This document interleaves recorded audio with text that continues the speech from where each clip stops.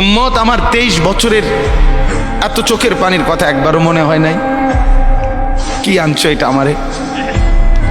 উম্মত, তুমি জানো না আমি যে তায়েফের পাথরের আঘাতে পুরা পিঠ চালনির মতো ঝাঁঝরা বানায় ফেলছে আমার?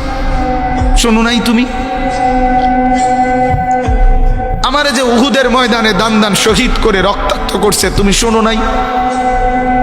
আমি যে 14 দিন পেটে ক্ষুধার তাড়নায় পাথর বাঁধছিলাম, উম্মত, তোমার মনে নাই?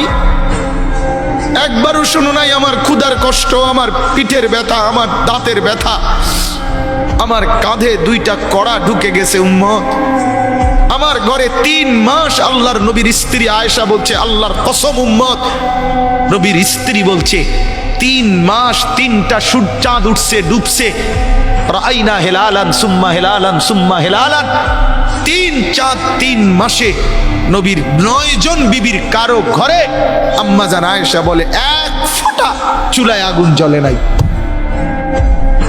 মা আওকাদাত ফি আবিয়াতে রাসূলিল্লাহ নারুন, নবীর একজন বিবির ঘরেও আগুন জ্বলে নাই।